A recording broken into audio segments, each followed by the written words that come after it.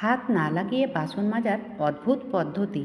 হ্যাঁ বন্ধুরা, আজ আমি এমন কিছু কিচেন টিপস নিয়ে এলাম যেটা প্রত্যেক দিন প্রত্যেকেরই কাজে আসবে আর কাজকে অবশ্যই সহজ করে তুলবে। আমি সুনিতা, আমার চ্যানেলে তোমাদের সকলকে স্বাগত জানাই। চলো তাহলে দেরি না করে ভিডিওটি শুরু করা যাক। তো প্রথম টিপস হবে গৃহিণীদের জন্য। এই যে মাছ, বাজার থেকে মাছ কাট করে আনার পরেও কিন্তু আমাদেরকে হাত দিতেই হবে। এই যে ধোয়াধাইয়ের ব্যাপার থাকে, তো সেক্ষেত্রে তো আমাদেরকে হাত লাগাতেই হয়। কিন্তু ব্যাপার হচ্ছে অনেক সময় কি হয় যে আমাদের হাত কেটে যায়, কিংবা নখের কুনি উঠে যায়, কিংবা সেই সময় বাইরে কোথাও যাব, তো আমাদেরকে কি করতে হয়, মাছ ধোয়ার পরে এই মাছটাকে না ম্যারিনেট করতে হয়। এটা সবাই জানো, যারা গৃহিণী তারা অবশ্যই জানবে। তো আমরা নুন হলুদ কিংবা লঙ্কা গুঁড়ো দিয়ে মাছটাকে ম্যারিনেট করে থাকি। ব্যাপার হচ্ছে এই যে নুন হলুদ বা লঙ্কা দেওয়ার পরে তো আমাদেরকে হাত লাগাতেই হয়, হাত না দিলে তো হয় না। কিন্তু ব্যাপার হচ্ছে হাত দিয়ে যদি আমাদের হাতটা জ্বালা করে বা সেই সময় বাইরে কোথাও যায়, তাহলে হলুদের মানে দাগটা কিন্তু হাতে থেকেই যায়।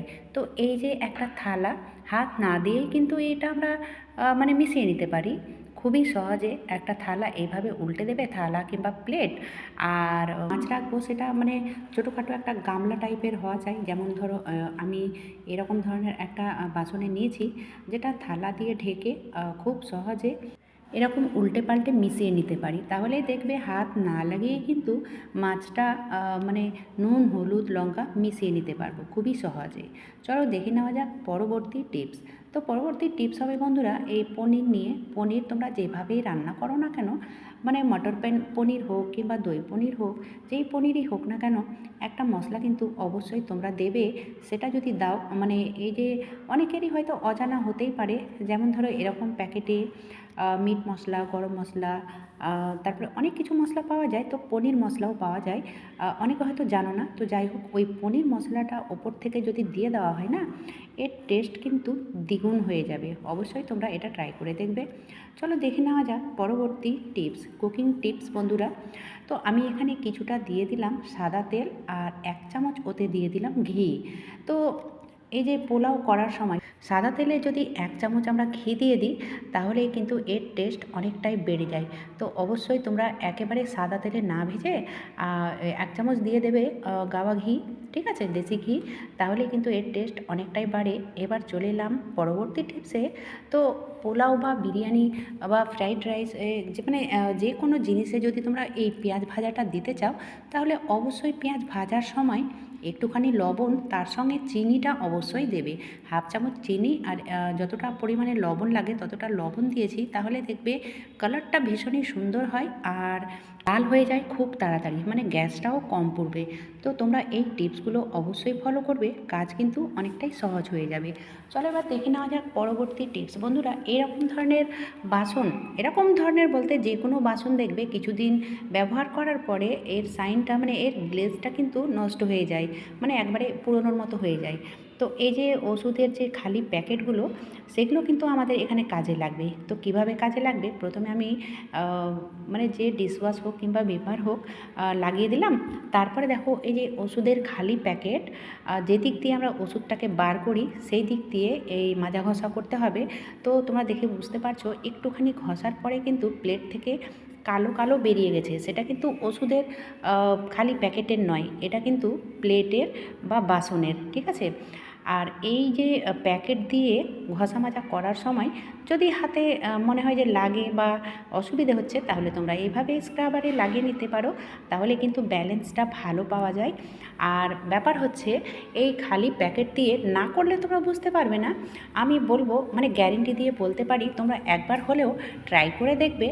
আর এটা না মানে এতটাই শাইন আসবে, একেবারে নতুনের মতো চকচকে হয়ে যাবে, মানে না করলে বুঝতে পারবে না। আর শুধু স্টিলের যে প্লেট আর এই বাটি সেটা নয়, তোমরা হাঁড়ি কড়াই এগুলো পরিষ্কার করে নিতে পারো এই ওষুধের খালি প্যাকেটে, ঠিক আছে। তো এই প্যাকেটগুলো ফেলে না দিয়ে তোমরা রান্নাঘরে রেখে দিতে পারো, আর এইভাবে এই জিনিসগুলোকে পরিষ্কার করতে পারো। মানে ভিম বার দিয়ে কিংবা ডিশওয়াশ দিয়ে আমরা পরিষ্কার করি, এতটা চকচকে হয় না, মানে কিছুদিন পরে এর গ্লেজ নষ্ট হয়ে যায়। তো সেক্ষেত্রে তোমরা এইভাবে করে দেখবে, মানে সব সময় বাসন নতুনের মতো হয়ে থাকবে। তো প্রত্যেক দিন না করলেও সপ্তাহে 1 দিন করতে পারো।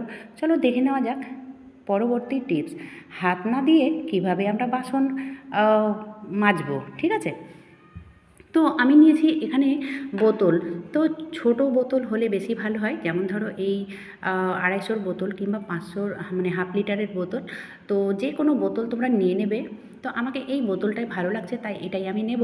তো যাই হোক, মানে আমি যেরকম বোতল নিয়েছি সেটা মানে ওই রকমই নিতে হবে তার কোনো মানে নেই। যে কোনো বোতল তোমরা নিয়ে নিতে পারো, আর ওপর দিকে 2 থেকে 3 আঙুল মতো কাট করে নেবে, ঠিক আছে?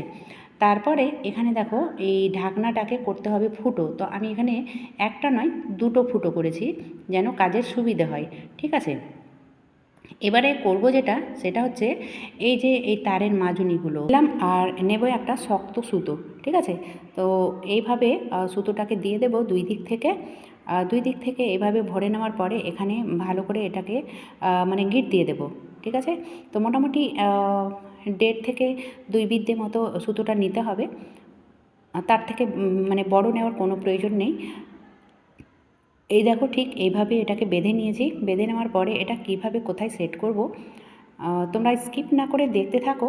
আর এই যে বোতলটা আমি কাট করলাম, তো বোতলের ঢাকনাটা আমি খুলে নিয়েছি। খুলে নেওয়ার পরে এই সুতোটাকে এইভাবে দিয়ে দেব, ঠিক আছে?